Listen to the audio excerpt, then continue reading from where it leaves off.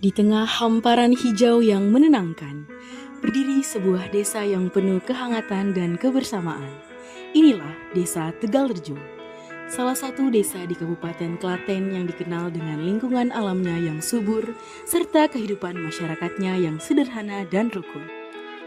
Dengan mayoritas penduduk bermata pencaharian sebagai petani, Desa Tegalrejo tumbuh menjadi desa yang subur, produktif, dan mandiri.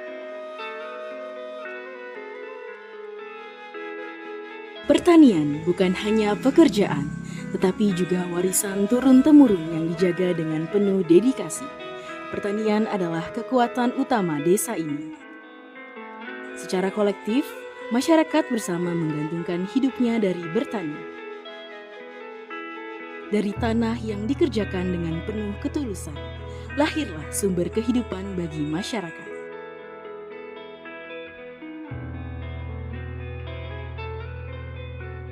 Di Desa Tegalrejo yang asri ini, kehidupan masyarakat terbangun dari struktur wilayah yang tertata rapi. Desa ini terdiri dari 19 RT, 14 dukuh, dan 3 dusun. Setiap dusun memiliki karakter dan keunikan tersendiri.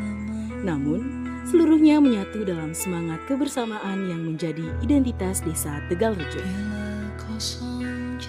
Halo, perkenalkan, nama saya Wisnu Aji. Saya di sini menjabat sebagai sekretaris Desa Tegalrejo. Kemudian oleh bangsawan Kasunanan Surakarta Hadiningrat yang ditugaskan di desa kami, Desa Tegalrejo, itu memutuskan untuk menamakan desa ini Desa Tegalrejo. Itu profil desa kami, sedikit penjelasan dari kami. Kemudian di Desa Tegalrejo ini ada RT, RW yang jumlahnya RT ada 19 RT, kemudian RW itu ada 7 RW. Terus kemudian untuk dukuh di Desa Tegalrejo itu ada 14 dukuh. Mayoritas masyarakat kami pekerjaannya adalah petani. Kemudian luas ya, untuk luas desa kami itu kurang lebih 200 hektar. Untuk acara tahunan di desa kami, Desa Tegalrejo itu ada nyadran, kemudian ada kirab budaya jadilan, kemudian ada aktivitas gotong royong, itu juga termasuk acara-acara tidak hanya tahunan, bahkan itu memang rutin.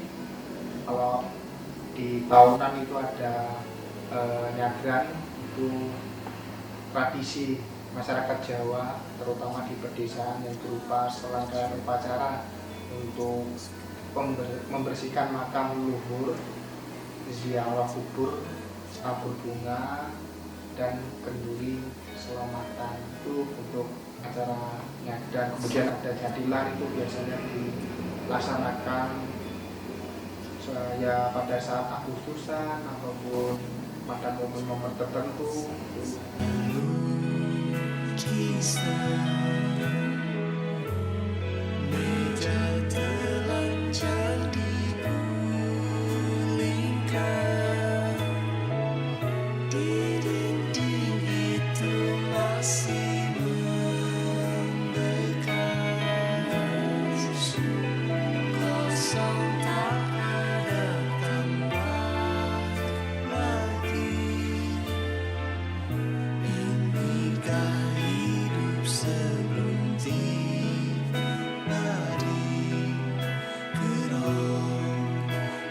Kekuatan Desa Tegalrejo tidak berhenti pada sektor pertaniannya saja.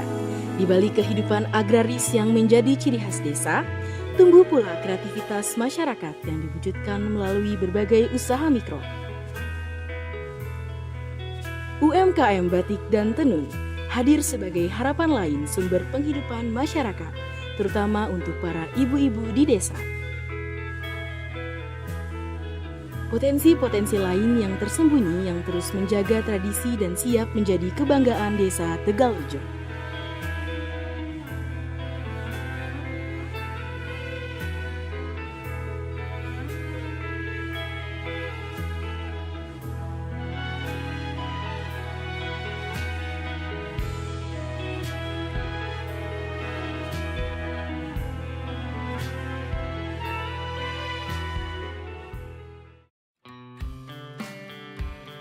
Mulai tahun 2027 sudah habis gempa. Kalau awalnya dulu sebelum gempa, ibu nanamnya lurik kasar, lap makan sama selendang sama belajuk.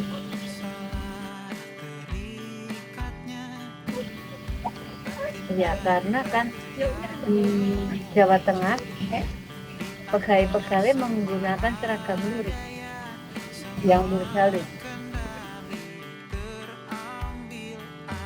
Bahannya benang,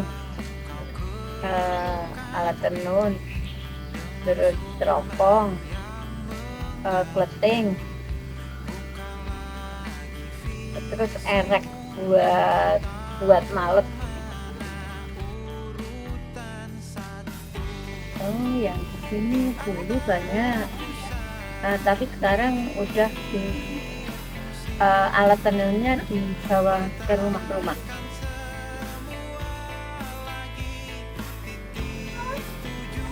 Iya, kebanyakan pesanan kadang diambil sama bakul-bakul.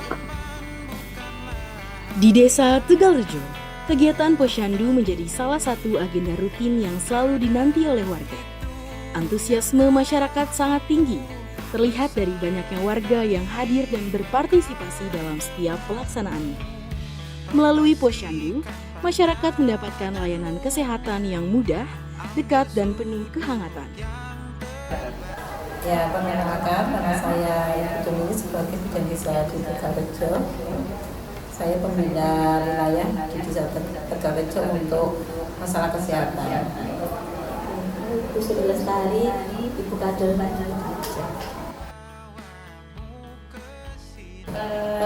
dari Pokja 4 ya Mas ya, untuk Posyandu ada Posyandu balita, ada Posyandu lansia, untuk Posyandu remaja.